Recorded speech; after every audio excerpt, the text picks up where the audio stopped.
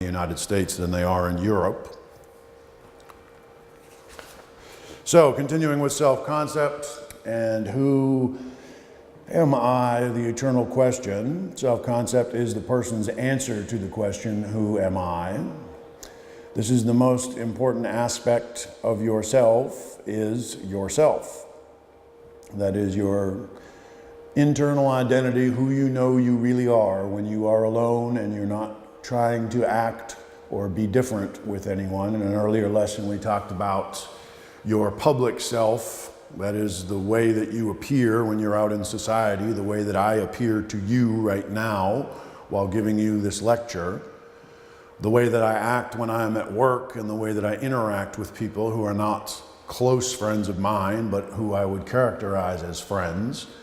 This is my public self, but it's not the real me. It's not who I really am. And so we talked in discussing Abraham Maslow, how you never really can self-actualize as an adult until you've shared that intimate inner self, the real person that you are, the real Muhammad, the real Mustafa, until you're able to share that with another person, to let down all of your boundaries and all your barriers and let someone see and know who you really are.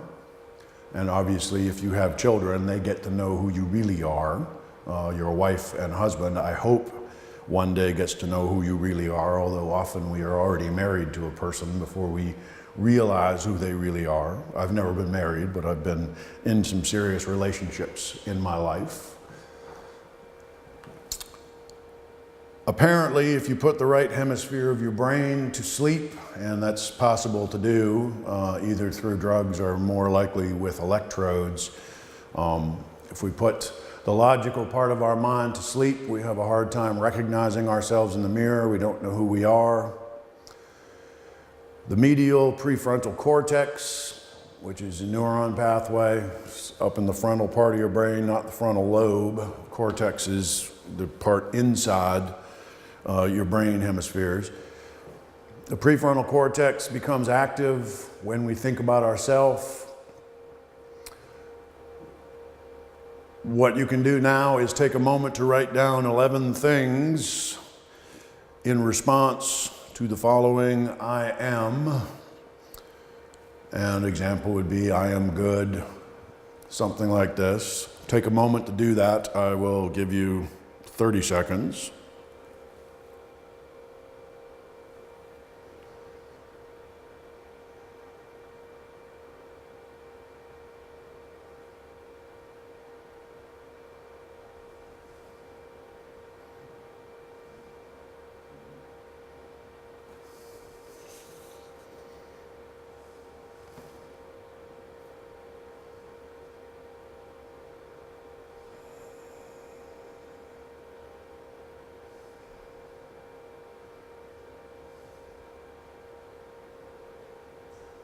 All right, very good.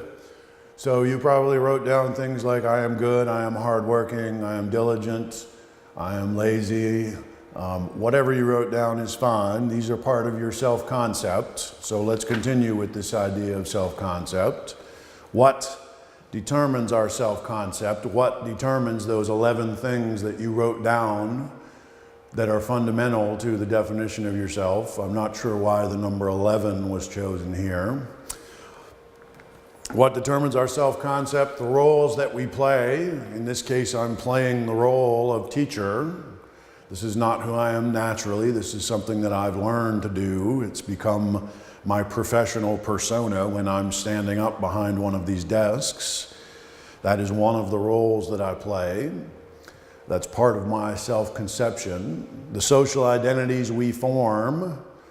For me, social identity would be college professor, would be American living in a different country from America, American overseas, whatever. And then we can obviously add those two together, American college professor. The comparisons we make with others, I compare myself to other Americans who are living in Albania and think of myself on a scale with all of them. Those that I know well, those would be two different scales. Our successes and our failures, what I've been good at since I've been a teacher, which is now more than 10 years, what I have not been good at, how people around us judge us, whether those people are from our culture, if I'm in the United States, whether they're from a different culture when I'm outside the United States, and our self-concept in relation to the culture around us, which is problematic. When I teach at this university, this is a predominantly, if not exclusively, Islamic school, whereas the other school I teach at is a predominantly Christian school, and the environment, the social environment, is very different in terms of expectations of how I act, how I behave, and so my self-concept is different in both places. Another perspective is offered by Higgins' 1987 self-discrepancy theory. Higgins suggests that we have three types of self-schema. Schema is Latin plural. This is a model, self-model or self-paradigm. We have one, the actual self, how we currently think we are. In most languages, but not really in English, actual means now, right? So the actual self, how we think we are now, the ideal self, how we would like to be in the case of everyone who's sitting in front of me here. How you would like to be as someone with a master's degree in counseling or psychology or social work, whatever your particular major is. You are moving towards a graduate degree and you believe this is how you would like to be. Okay, this is your ideal. And the ought self, or how we ought to be, how we should be, how we think we should be. This is an ideal self, but it's more of an external construction, and this might be what your parents would like you to be if you are a young man or a young woman and your mother or father is constantly saying to you, why don't you get married? Why don't you give me some grandchildren? This is something that we feel that we should do, either from social pressure. It may not be part of our ideal self, but there is a social pressure from our family. Commonly, this would also be our religion, how we should be. All our religions tell us not to lie, and yet I know students, they always lie to me. Somehow it is not considered lying if you're talking to a professor. You are just trying to survive. But this ought self, the ideal way that we should be, and we know we should be honest as much as we can in every situation, and we all know that we don't necessarily live up to that. So, the organizational function of the self-concept, how we come to know ourselves, such as, I am a Filipino. This is an American word for someone from the Philippines, generally means someone who's ethnically from the Philippines, but has lived in the United States for a while. The United States controlled the Philippines as a colony for about the first 40 years of the 20th century, and then the Japanese took that over during World War II, and the Philippines became an independent country after World War II. So the great question is, who are you? I am XYZ. And our answer to that I am is taken together. Taken together is our self-concept. A self-schema is different from self-concept. A schema is a mental template of how we would define ourselves, and it helps retrieve information quicker.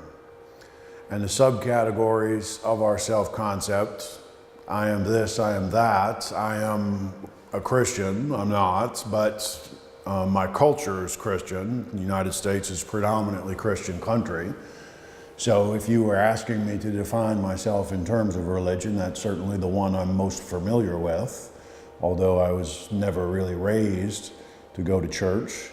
I would, if you asked me to say what religion do you identify with, I would say Christianity, because my knowledge of holidays and things like that are all related to a Christian calendar. So I am a non-practicing Christian, and a hard worker. This would be subcategories of my self-concept. Possible selves, and this is also related to the ideal self, images of what we dream of or dread ourselves to be. Dread meaning afraid of. We're afraid that we are actually lazy and dishonest. Okay, these are possible selves. Even if it's not actually a you, it becomes part of yourself because it is what you want or dread becoming. Example of this would be most of you at some point in your life had dreams of being rich and famous. Some of you still do. That is part of your self-concept. The idea that you might become popular on an Albanian reality television show and that's somehow going to turn into a career as a television personality, perhaps someone who hosts a game show like Millionaire. It doesn't really matter. That becomes part of your self-concept, that you are aware of that as a potential future for yourself, even though you know it very likely will not occur. So self-esteem, what is self-esteem? It's the evaluative or judgmental part of self-concept. It is somewhat emotional.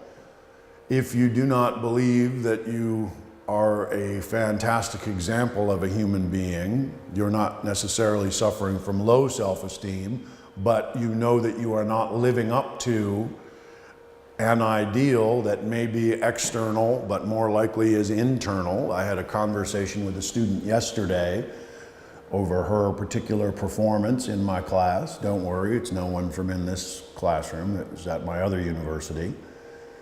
And she admitted without too much problem that she had not been a very good student this semester, that she had, I wouldn't say failed at academic things, but she certainly had failed at several performance measures that I hold all students to account for, such as turning work in on time, such as behaving appropriately in class during lectures. I might add, you people always behave very well. You're ideal students during lectures, but perhaps that's because we're recording you and you don't want to be on camera as misbehaving.